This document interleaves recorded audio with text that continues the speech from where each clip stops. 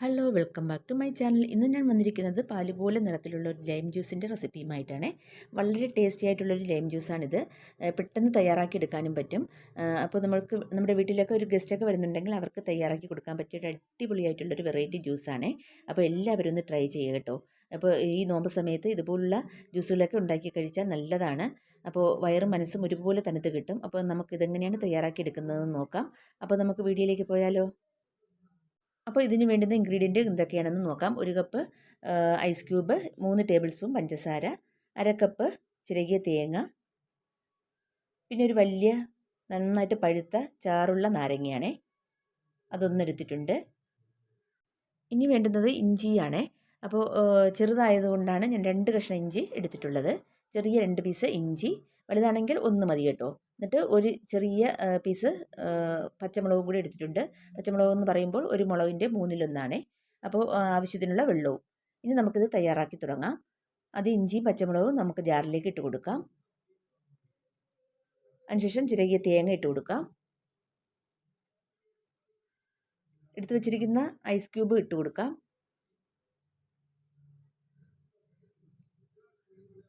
എന്നിട്ട് ഇതിലേക്ക് ആവശ്യത്തിനുള്ള വെള്ളം ഒഴിച്ചു കൊടുത്തിട്ട് നന്നായിട്ടൊന്ന് ബ്ലെൻഡ് ചെയ്തെടുക്കാം. അപ്പോൾ 1 കപ്പ് വെള്ളത്തോളം ഇതിലേക്ക് ഞാൻ ആദ്യം ഒഴിച്ചു കൊടുക്കുന്നുണ്ട്.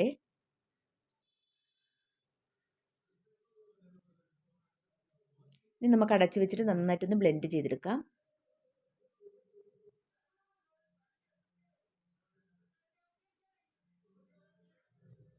അപ്പോൾ ഇതാ നന്നായിട്ട് ബ്ലെൻഡ് ചെയ്തെടുത്തിട്ടുണ്ട്. ഇനി നമുക്കിതിലേക്ക് എടുത്തു വെച്ചിരിക്കുന്ന നാരങ്ങയുടെ നീര് ഇതിലേക്ക് പിഴിഞ്ഞൊഴിച്ചു കൊടുക്കാം. അപ്പോൾ അത് രണ്ടായിട്ട് പുലർന്നിട്ട് അതിൻ്റെ കുരുവെല്ലാം നീക്കം ചെയ്തേ. ഞാൻ നീര് ഇതിലേക്ക് പിഴിഞ്ഞൊഴിച്ചു കൊടുക്കാം.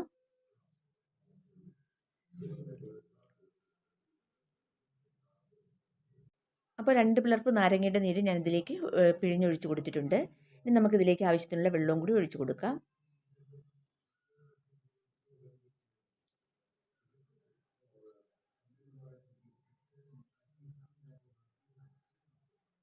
അപ്പോൾ അത് മൊത്തം ഒരു 2-2.5 കപ്പോളം വെള്ളം മൊത്തത്തിൽ ഒഴിച്ചു കൊടുത്തിട്ടുണ്ട്.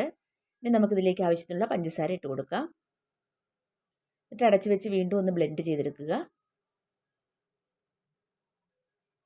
അപ്പോൾ അത് നന്നായിട്ട് ബ്ലെൻഡ് ചെയ്തെടുത്തിട്ടുണ്ട്. ഇനി നമുക്ക് അരിച്ച് ഇതെടുക്കണം. അപ്പോൾ ഒരു കപ്പിലേക്ക് ഒരു അരിപ്പ് വെച്ചിട്ട് ഈ ജ്യൂസ് നമുക്കിതിലേക്ക് അരിച്ചൊഴിച്ചു കൊടുക്കാം.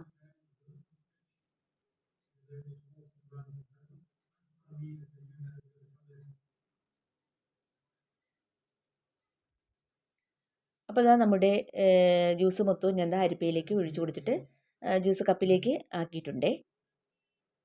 ഇനി നമുക്ക് ഈ കൊത്തിൽ നിന്നും കുറച്ച് വെള്ളവും കൂടി ഉണ്ടാവും. അത് നമുക്ക് സ്പൂണ് വെച്ച് ഒന്ന് അമർത്തി കൊടുക്കാം.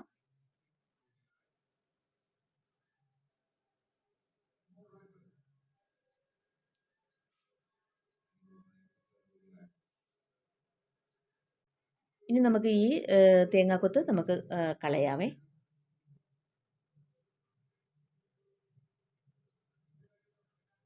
ഇനി നമുക്ക് ഈ ജ്യൂസ് ഗ്ലാസ്സിലേക്ക് ഒഴിച്ചു കൊടുക്കാം.